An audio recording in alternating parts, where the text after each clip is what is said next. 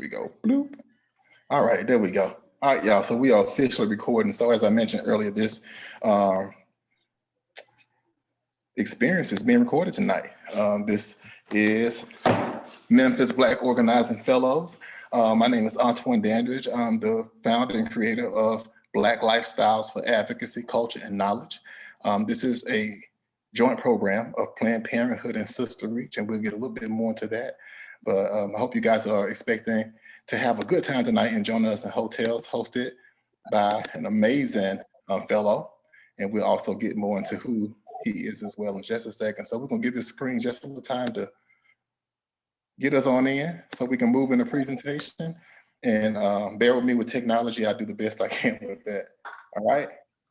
So here's our fellowship. This was the Black Lifestyle Advocacy for Culture Knowledge was actually created to bring some Black voices to the work that we do at Planned Parenthood. The co-sponsors of this program is Sister Reach, which is an amazing organization. We hear more about them. But before we do that, let's just make sure, we are family. So let's show some love and respect for the people talking. Remember to mute your mics when you're not speaking. And remember, we all in this together. So many people ask, what is Planned Parenthood? What is Sister Reach? This is the difference between reproductive justice and reproductive rights. So Sister Reach is the reproductive justice organization that basically handle all things, of color, women, teens, poor and rural community, queer folks and families through the framework of reproductive justice. They have an amazing mission, which is to empower base to lead healthy lives and raise healthy families. For more information about Sister Reach, you can visit their website at www.sisterreach.org. And Planned Parenthood, obviously well known by many of us, but we provide, we improve health and wellness by providing high quality, non-judgmental health and sexual care. So for more information, you can visit the website, www.pptnm.org. So we're about to dive on into this thing. Y'all see how Anthony's doing this? All right, so hotels. This conversation is curated by Black Organizing Fellow Joshua Harper. Or let me say this, Minister Joshua Harper. He actually is known for his very opinionated views. If you ever follow him on Facebook, he knows how to stir a crowd and he can get them, he can come for the best of them. All right, so he's gonna feature all his fellow cohort, Ariane Blanchard, who has an event coming up next week. So you wanna make sure we stay tuned for that. So be prepared today to speak truth to power. This is a safe space for us, so be honest. And we're gonna talk about it. All right, so with no further ado, I'm gonna welcome to the stage, Minister Joshua Harper. Well, hey, good people, what it do? What's up? What's happening? I am Josh Harper. You can call me Pastor if you want. You don't have to. We don't have to be super official. I serve as the assistant pastor of Abyssinian Baptist Church here in Memphis, Tennessee, where we are affectionately known as the Blackest Church in Memphis and Shelby County. As Antoine has mentioned, I guess you can call me radical and revolutionary, and some people just call me crazy as hell. So I'll take that too. That's fine with me. Most of my interests, my research interests, are at the intersections of Black liberation, social justice, things in that particular sphere. And that's really just what I want to try to bring to this particular space as we talk about reproductive justice, womanism, feminism, promiscuity, sex, sexuality, all of that good stuff that church folk tell you have no damn business talking about. And let me also say, if you ain't used to a pastor cussing, then this probably not gonna be the space, because I'm going there tonight, okay? I'm saying all the things that my heart desires. Ashe and amen. That's pretty much just a little tidbit. And so now, Antoine, we kind of need to move forward, or do you have anything you want to share? Actually, no, I think I got through most of my things because I know I wanted to let you rip. So I kind of changed a little programming for you tonight. Cool. Josh. Cool. Well, one of the things that I guess when I was thinking about this particular piece, I thought about, as I heard the album, Jasmine Sullivan's album, and hotels and phraseology throughout the album, I heard some pain, Black pain, and I heard some experiences that we oftentimes just try to sweep over or gloss through. And immediately put me in mind of a couple of years ago. I was headed to Nashville, Tennessee, where my family resides, and I'm on 40. And as I was driving, I'm to my son beating down on my face, had the little wind going through me. It felt really good. It was really cool. And lo and behold, I ran into some traffic. I really didn't know if it had been due to construction or collision. I had no clue, but I sat in traffic for a significant amount of time. And then after a while, the traffic began to move. Again, I didn't know if it really was construction or if it had been due to a collision. But when we got up to the place where the problem was, I looked over to my right, and off in the ditch was a tow truck. It was a tow truck. It was interesting. And all of the cars, it had to be 100+ cars. I mean, 2-3 miles down the road. And I'm looking in my rear view and I'm seeing all of us cars just kind of pass by. And it occurred to me that oftentimes we're kind of like that tow truck. All the times that we help pull other people out of a ditch. Now, when we needed somebody to help pull us out, no one was there to be found. That's kind of like how trauma works, relationships and love. You know, you've done for people, you put your all into a person, you put your time and effort. And you're like, now when I need you the most, it seems as though they don't need you at all. It's trauma, it's traumatic, it's tough, it's difficult. And hopefully we can actually get into it tonight. So I thought about, Joshua 2, if you've ever been in church for 2 days, 2 weeks, or 2 months, however, you're familiar with the story of Joshua 2. Joshua 2, there's a story about Rahab. Rahab. Now, according to the narrative, they call her a harlot. Now, we know in our day and age, we would refer to her as a thought, that hoe over there. That's what we would refer to her as. The text calls her a harlot. The interesting part about that is we oftentimes demonize sex workers and we demonize those who participate in those activities, but there's caveats throughout that narrative where it seems to suggest God is on the side of the sex worker. God is on the side of the thought. God is on the side of the hoe, if you will.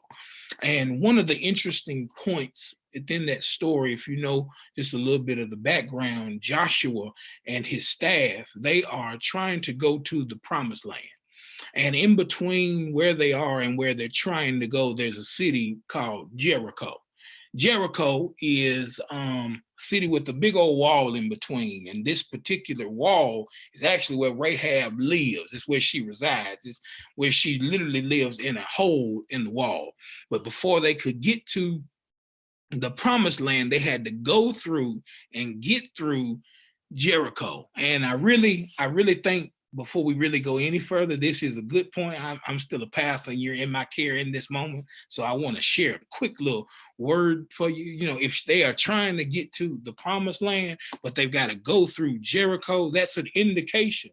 That's an indication that oftentimes obstacles are just confirmation that you're headed in the right direction. Let me say it again, that obstacles are confirmation that you're headed to the right destination. Just nod your head. That oftentimes I think that when we encounter situations and issues and problems, we often feel like that's an indictment on us, that has something to do with us.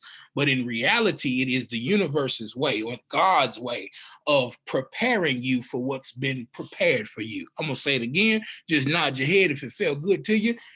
When you go through obstacles, that is just the Most High's way of preparing you for what's already been prepared for you. If you continue to look throughout the story is how it goes. As Joshua, he dispatches 2 of his staff mates and he tells them, listen, I need you to go survey the land. Check it out for me so that when we enter, we know where to go. We know where to get into.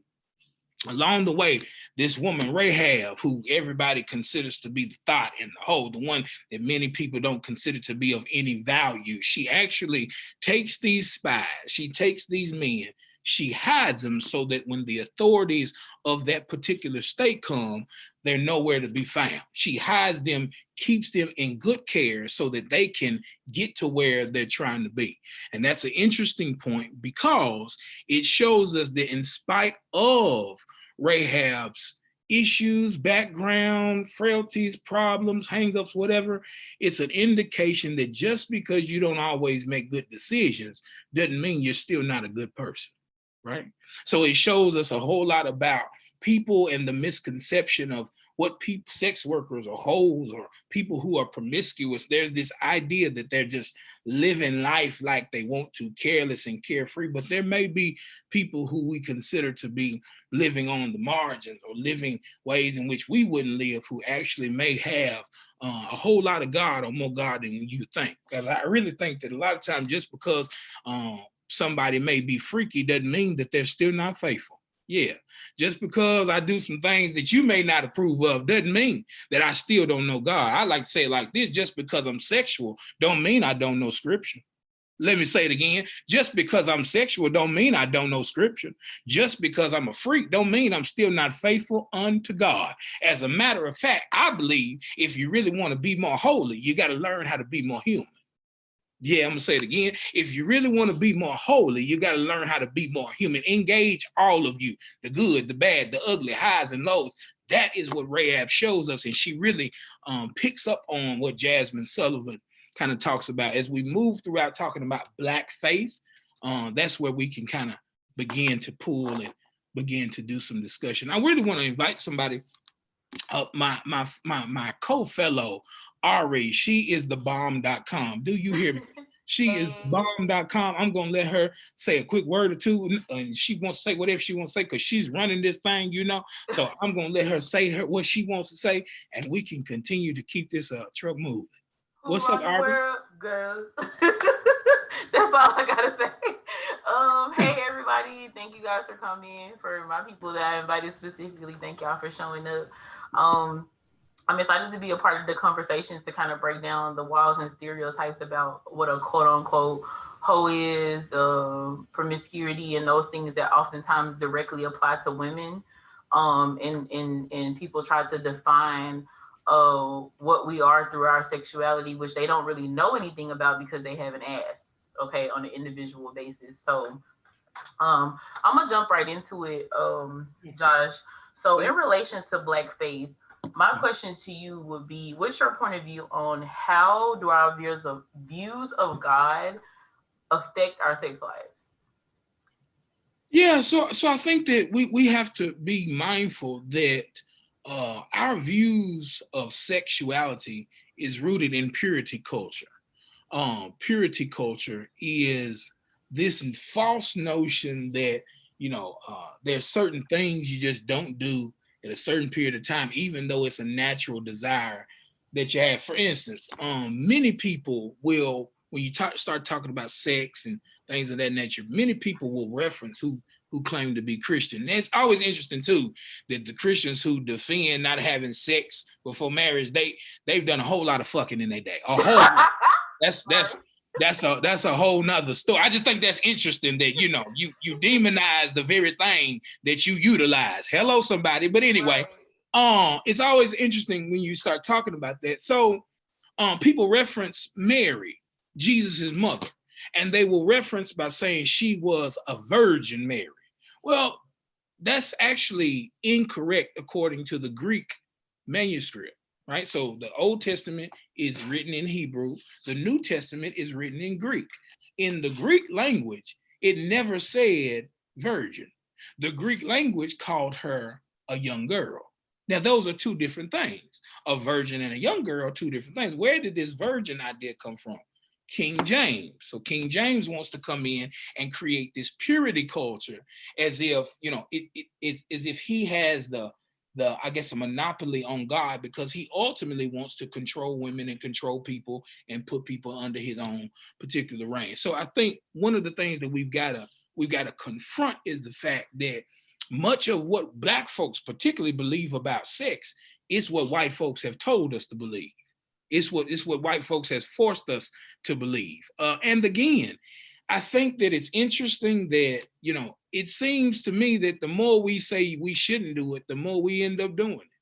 So that, I think that kind of gets into what really may be at the heart and at the struggle, because I think one of the things that we have got to learn to embrace is the fact God came God exists. God created people so that we can help each other be free. I don't give a damn about God if God can't give me what I need to be free. I don't need God for that matter. I can do that for my damn self. But I think that the very core of what we understand God to be and who she is, I believe she wants to set us free. And I think at the core again of sexuality is freedom and justice.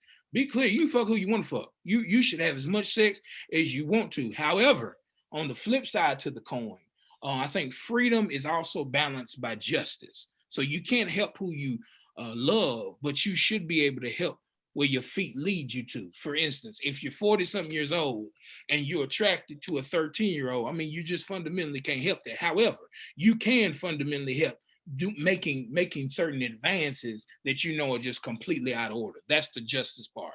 Micah 6:8 says, what does the Lord require of me? To love mercy, to do justice, and to walk humbly with God. And we know that, nothing that we do should be devoid of love. Jesus was very intentional about that, and all of the religions are very intentional on centering that as well. So that's just my 2 cents. Okay. And I can definitely relate to that. When it comes to the idea of ultimately white supremacy touching down in the Black people that's present in this country, the idea of purity, like you were speaking to, is shaped by, in the words of Mr. Chadwick, the colonizer.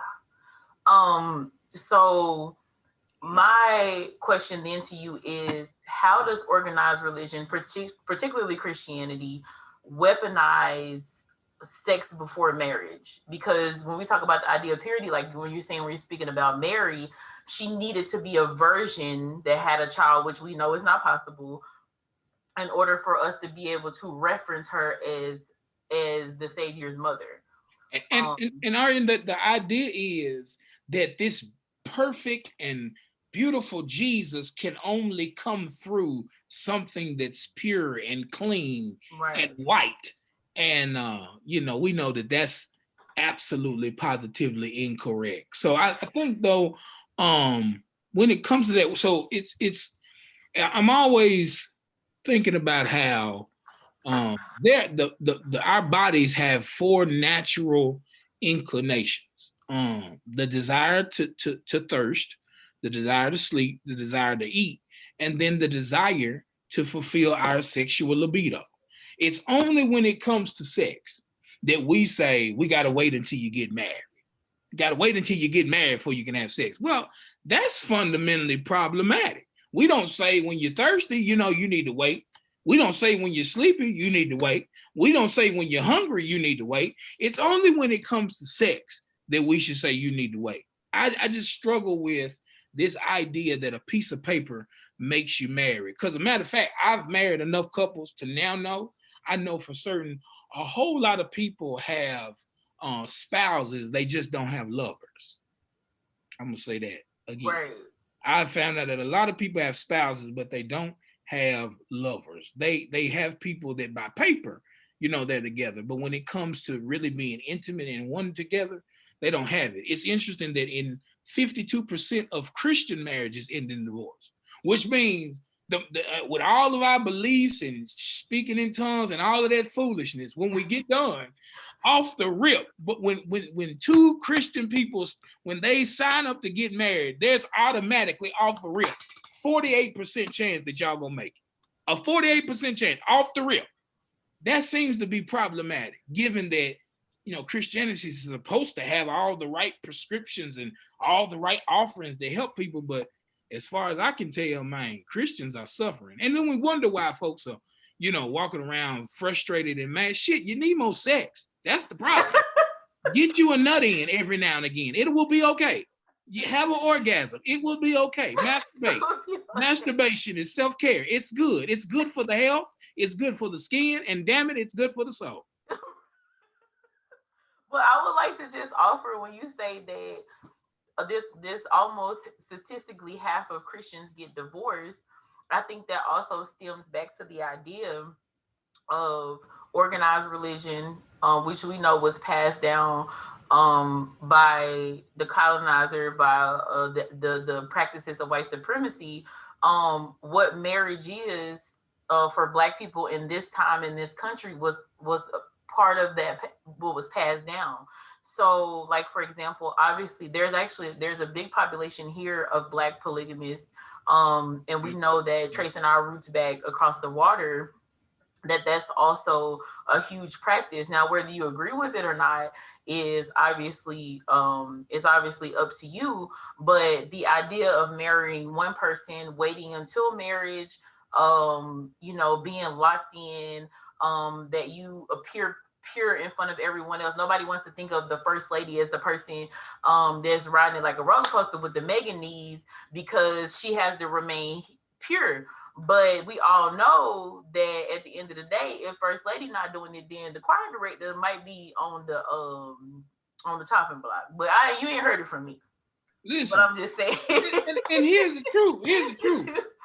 And I think everybody, unless you're a virgin, everybody can attest. Good sex can change your life. You hear me? Also ruin it. Let's put that out there as well. It can, but I think that is part of when we talked about earlier about the trauma of it all. I think that we got to be cautious and careful with using sex as an outlet or a hope absolutely to reconcile our trauma. Right? Absolutely. But I think we have to connect.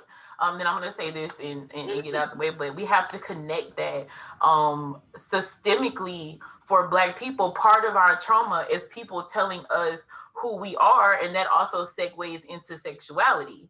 So we've been told that, as I hold my finger up to tiptoe out the church, that I also need to contain myself. I need to, as a Black woman in the corporate world, I need to, my skirts need to be a little bit looser because I got ass. My language needs to be a little bit more professional because I'm already seen as objectified sexually. So we're suppressed on even a deeper level than the average person. So that lends to part of the trauma, and then we backdoor and go try to address the trauma by essentially doing what it is that makes us happy, but we don't have permission to be happy.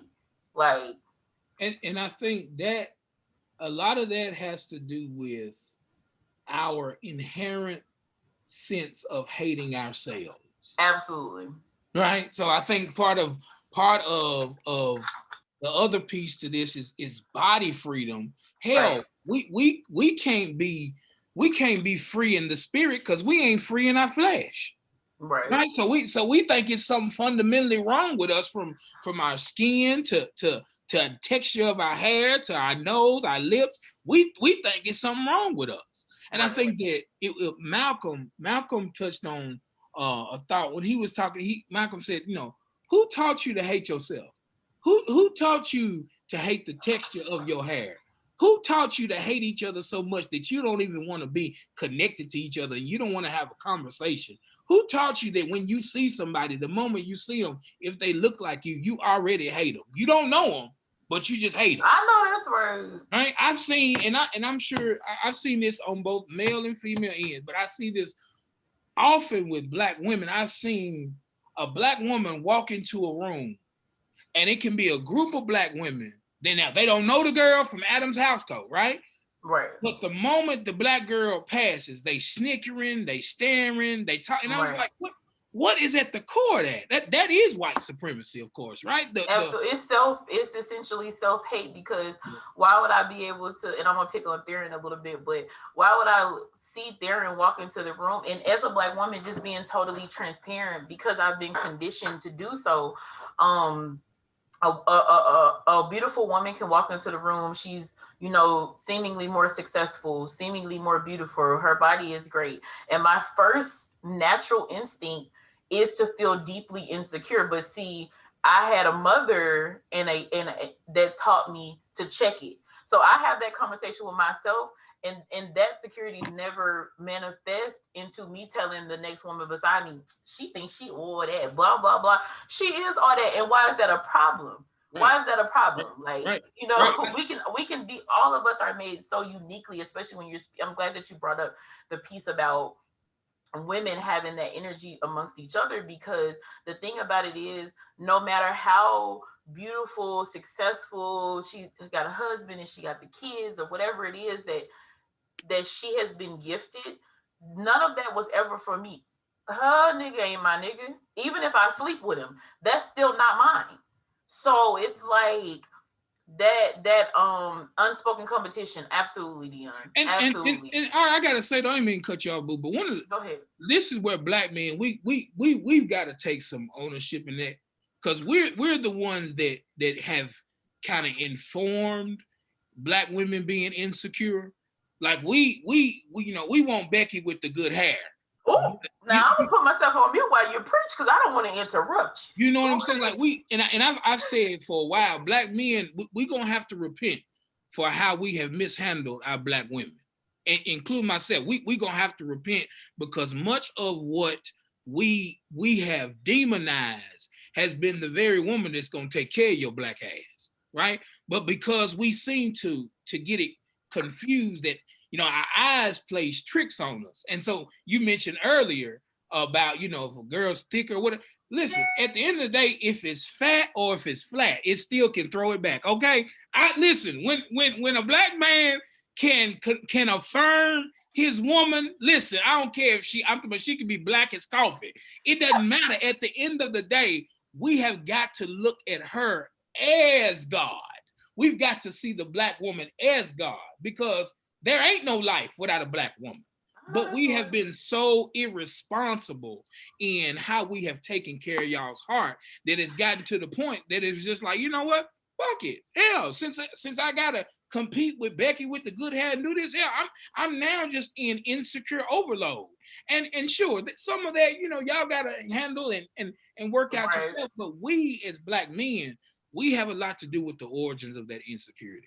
And the root of that is self-hate as well, just like me transferring that onto another black woman. And the key of word that I think that you just said is we need to work together. And it's like, I'm gonna have to come to you as a black woman and say, here's my pain, and you're gonna have to come to me as a black man and say, here's my pain. Not saying that we're necessarily trying to pursue a relationship together, but we have to be open to sit down and say, look, this is the pain, this is the root of it, and then we work through it together, and then we can talk about relationships and children and building a generation up under us. But we have to be open to put that bag there. So I'm going to reply to you when you say Malcolm asked, who taught you to hate yourself?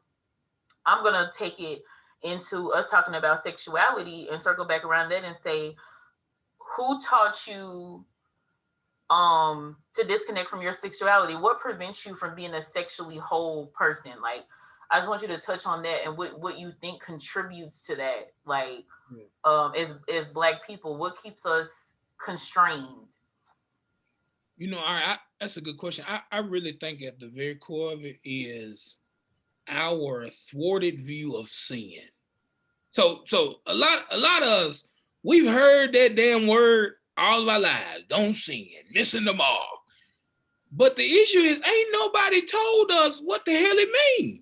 So we people will say it's missing the mark. Well, what the hell does that? What mark? What fucking mark you talking about? Right. So I think that what will be beneficial is having a working definition of sin.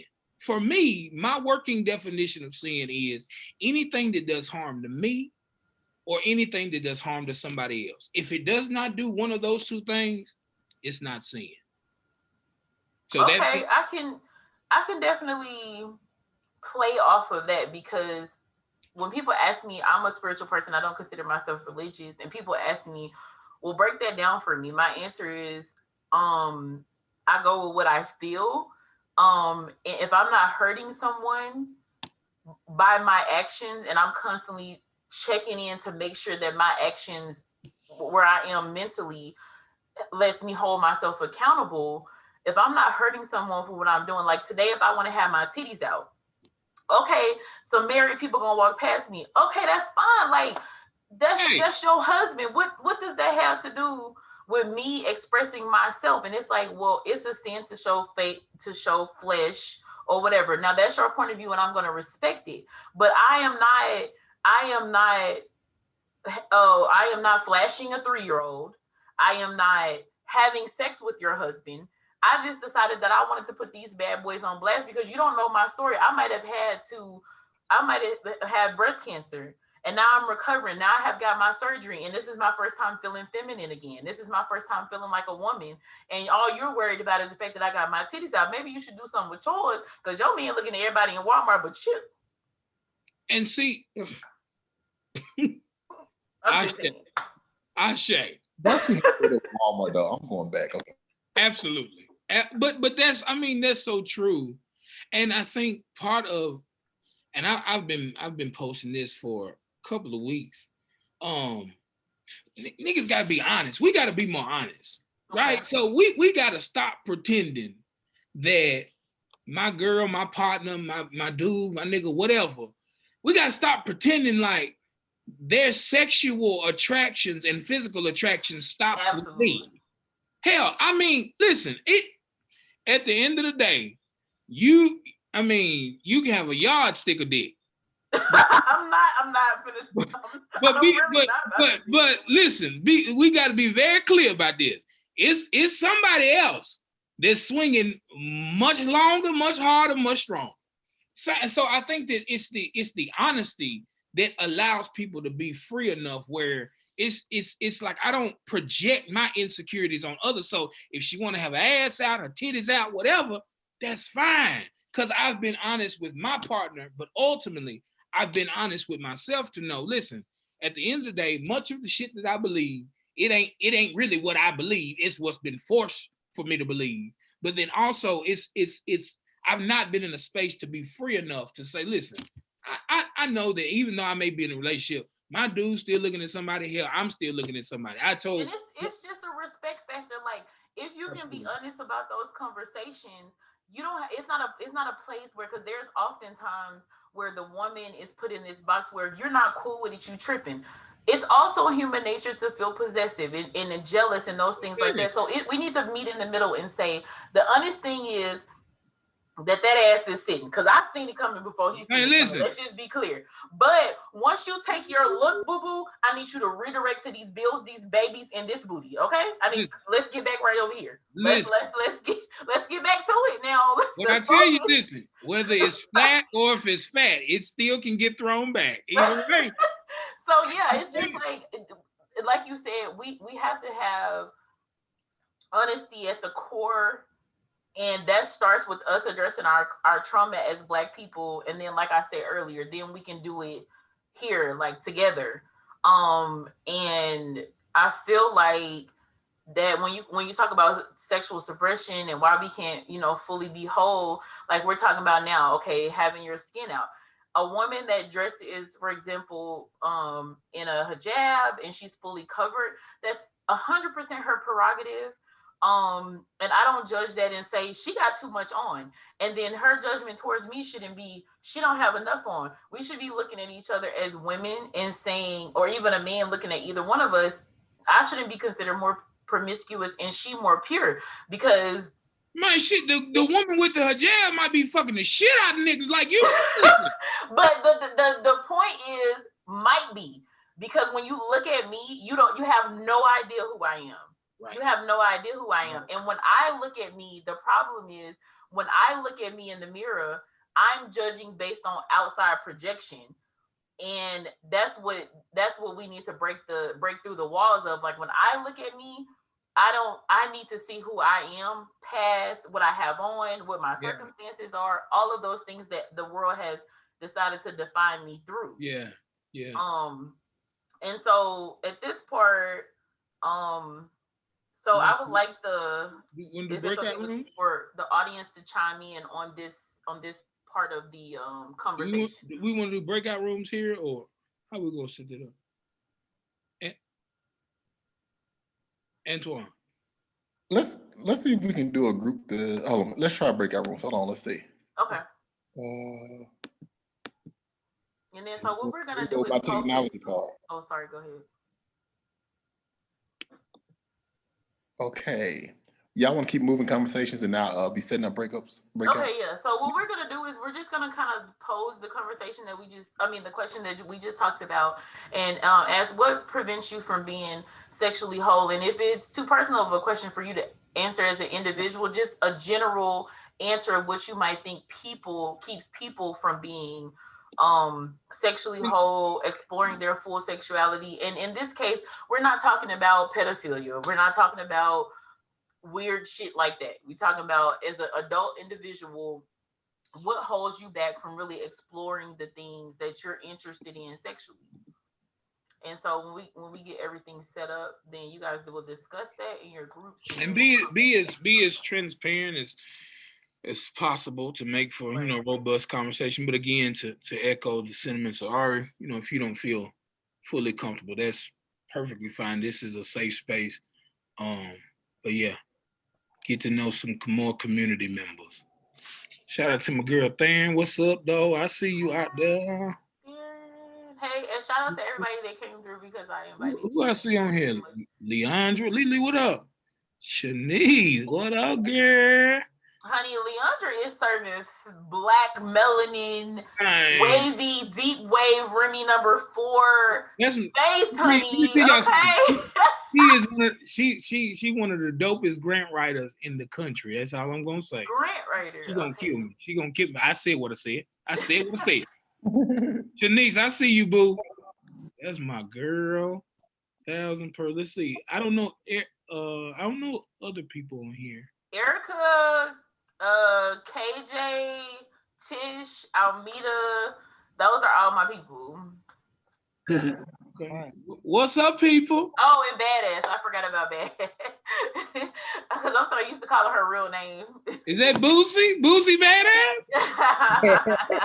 Oh, yeah, I don't know. I done heard her cuss out a couple people. I think she might be worse. Well, here we go. I'm about to send us all to the breakout rooms. Okay. And Josh, Ari, would you like to restate the question that they'll be answering, discussing, and breakout?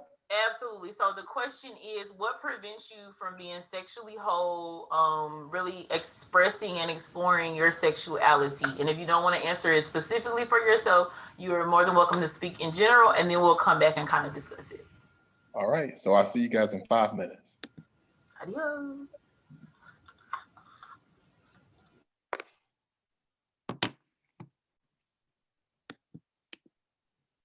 Do I need to join the room? I think no, you're already in your room. This is our room. Okay, so I need to hit later, don't I? Hit what? It's the options are later or join breakout. Oh, join now. Join room. Yeah.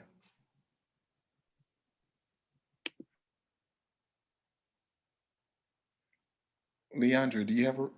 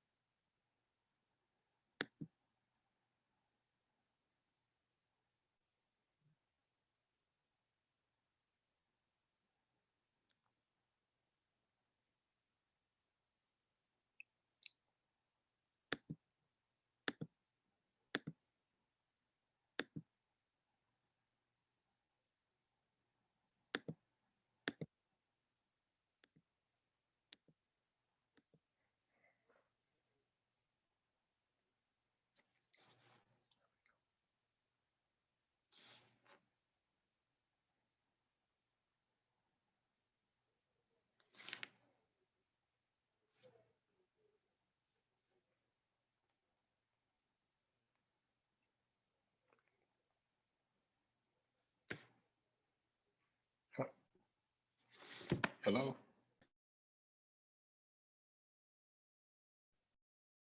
I'm here. I think there are 2 other people in here though.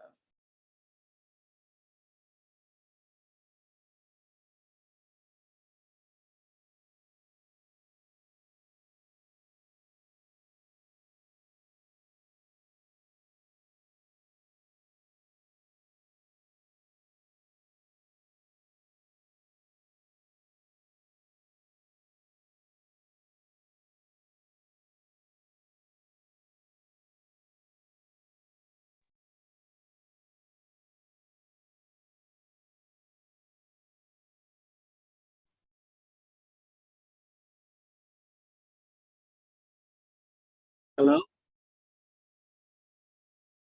Happened.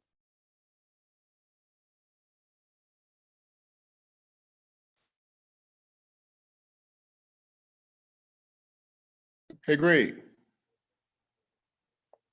Greg.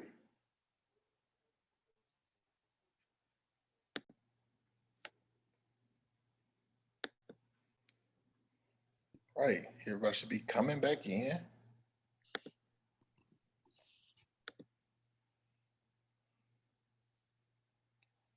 What we have.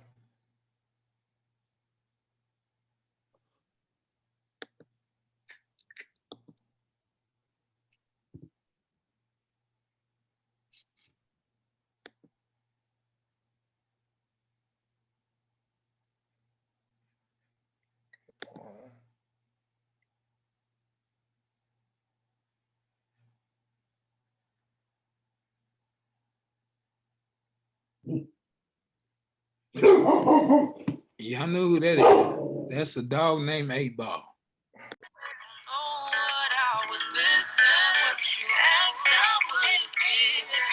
Oh, That's one. hey, what's up? Let Lauren in. I let her in. She left back I'm out. here. I'm here. Oh, Good. okay, got you. Sorry. Okay. Thank you, though. No problem. Welcome, Lauren. Lauren's Hey, one of our fellows. She's back in with us. All right. So we're about to open the floor. We want to talk about some things. If you feel free or open or comfortable sharing your experiences in the breakout sessions, anybody want to popcorn in to get the conversation rolling?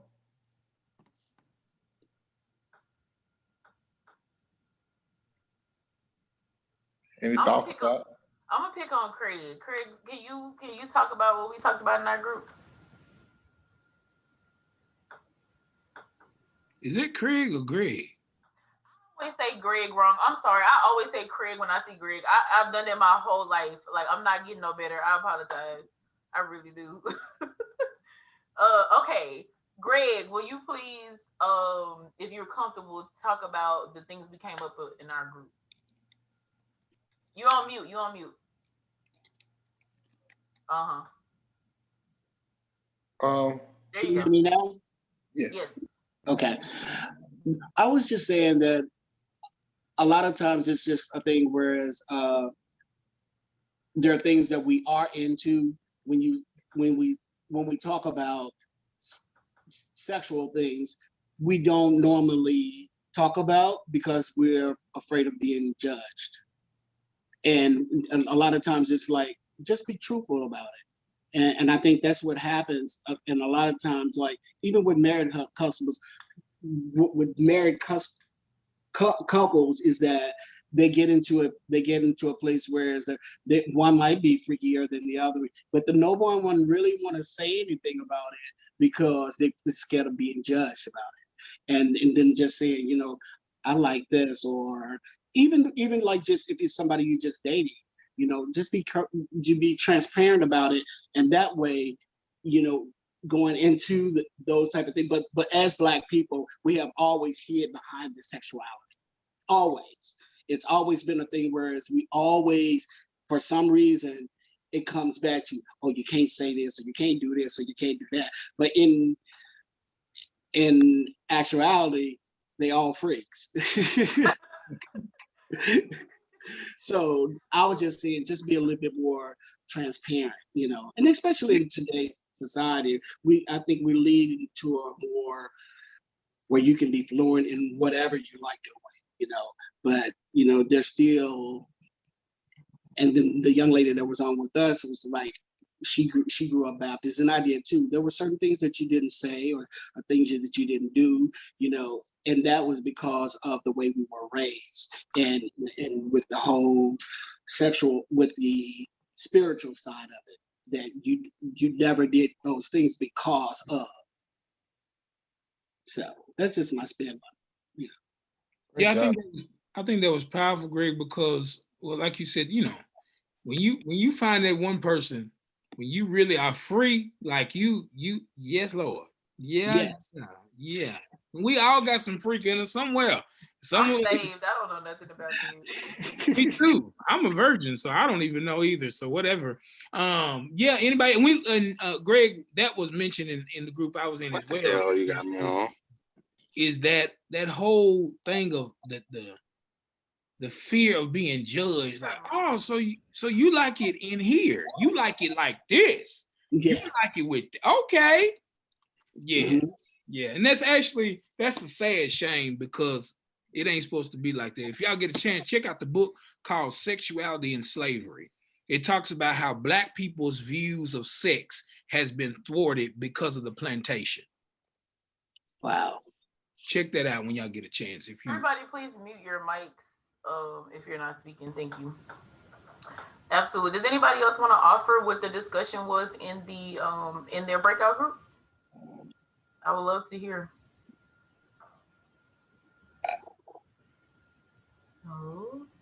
No. Okay. Thank you, Amita.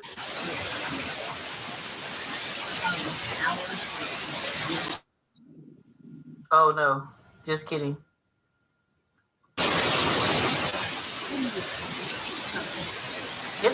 It's kind of like a little bit, Yeah,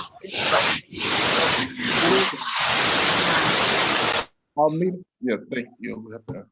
I'm sorry. If you like, you can place any comments in the chat. We'll be glad to. Yeah, you feel free to come in the chat. It just sounds kind of like running water.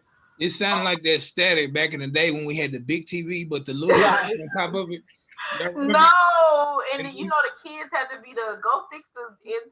We had the aluminum foil on the antennas. Yeah, that's what it sounded like.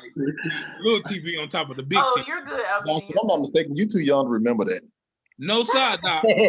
I got chest hair. I'm grown. Let's just take. You had chest hair at 12. That didn't mean nothing. We're gonna take a minute to appreciate that. First of all, melanin don't crack. So all of us in here looking between 15 and 24. Praise the Lord. Okay. I ain't in mine. Okay, so Amita's ours is what is preventing you from being sexually free. Okay, yeah, that's the question, and I wanted to know what you guys came up with for a reason in your breakout group. She needs somebody to get. Okay, that's fair. And then to go a little bit deeper into that, also, like, you can just have sex with anybody that's consenting to it, right? But like we were speaking on, you want somebody that you're compatible with, where you can explore yourself, because you can be fucking to be fucking, right? But that's not really sexually satisfying, right? So as a grown woman or a grown, you stop kind of like wanting to. You should get to a point where as you elevate mentally, spiritually, emotionally, you don't want to just be having sex to be having sex anymore. So you can even have a partner, be married, whatever the case is. And if that person's not meeting you here, another thing in the Black community, just a little segue off, is we pretend like sex and sexual attraction are not things of God that are not necessary to be in a successful relationship. And it's like, if you don't catch my eye, if I don't want to jump your bones at least a couple times a week, like, why are we here? Like, why are we here? Because Jesus, bless his name, he don't got the stroke game. You do. So what we doing? And I mean, shit, Jesus died at an early age. Who knows what could have? No. Oh, Jesus. We don't. Let me tell you something. You gonna get that man his 33 years, and you gonna keep pushing. Okay. Listen, he could have decided to go on another cross had he been getting something. That was his problem. Listen, that was his problem. That nigga trying to do stuff the right way. No, nigga. Right. Okay. So, promiscuity. Let's go into that. Yeah, so I think one of the things that we have, and you already touched on it, like being sexually free. The problem with there's not a problem with promiscuity. The problem is when people make promiscuity synonymous to irresponsibility. Absolutely. Just because you're promiscuous doesn't mean you're irresponsible. So you can have as many partners, and you should do that. Whatever you feel to be free, as long as ain't nobody getting hurt, you people are consenting. But that's not to be, you still should be responsible. And I know the reality is, let's just be honest. The best sex is raw sex. Let's just be clear. Let's be clear on that. The best sex is raw sex. Ain't nobody just jumping up and down about wearing a rubber. However, I think that I think I'm so crazy. I think that people, because we are not free, we immediately run to, oh, they just out there. Nah, that's just not the case at all. So I think when it comes to promiscuity, I believe that, the Bible says, Jesus came that we may have life and have it more abundantly. I think that having a full and robust sex life, whether that means being promiscuous or monogamous, I think that's in order. Absolutely. And there's an in-between too, between promiscuous and monogamous. Like, there's a large gap. Those are kind of the two extremes. There's a large gap.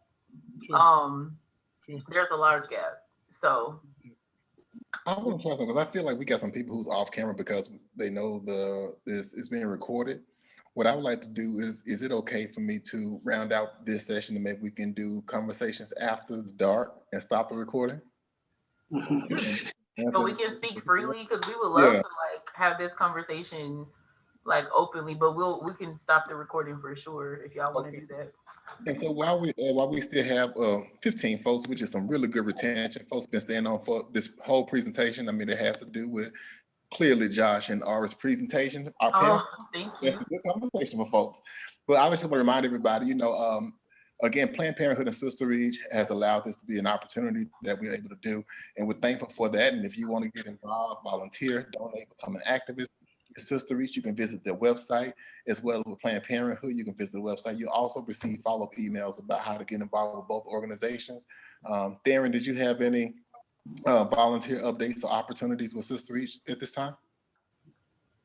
No, what I had a whole list of stuff for y'all, but then went away with the news cycle today. So y'all get ready for the next Zoom event this week. Absolutely. Thank you for that. And also too, Theron, if you have anything, just email it to me. I gladly email it out to people at any time. I'll even send you over the list if you like. And join our next event tomorrow. We have the Essence of a Black Uterus, hosted by Kayla Collins, and that's going to be tomorrow at 7:00 p.m. And we hope to see you there, OB Square. And again, thank you for joining this event, presented to you by Planned Parenthood Sister Reach. And this is Black Lifestyle Advocates for Culture and Knowledge. And we got to see you again. So we're going to go ahead and end recording here. And you can stay on for conversations after the dark with hotels, curated by Josh, featuring the amazing Ari. Thank y'all for coming. Thank y'all for. And while we got this time to record, I would like for us to kind of, if we can give a wonderful virtual round of applause to both of these individuals for the work that you've done. This was some great conversation. And I do want to record this for the record because I do, Josh made a lot of comments and sort of references to doing things, in spirit and in truth. That's kind of the man that he is. And this conversation has actually been postponed and pondered a couple of times, and it was for good reason. I believe in following the spirit, and I can tell when the message is ready. And this message that Joshua gave us today, that Pastor Joshua gave us today, was important because this is our generation. This is what we're dealing with, and we're healing. And I'm hoping that someone found some healing, some restoration, and something to pass on to someone else, from this conversation, because that's what it's about, healing our people and making us stronger healthier, and happier. There's nothing wrong with being happy. So, Josh, we personally, in front of everyone, would like to say thank you for this message. It was on point. If you have questions, you can always reach out to Joshua, or you can email me about information to get in contact with Joshua. I would gladly link you, and he may have that church sooner than later. That's right. All right, so we're gonna stop recording. So we're gonna get ready for Hotels After Dark for about 5 to 8 minutes or so, and we'll wrap up and you can have your cocktail and call it a night. I know that's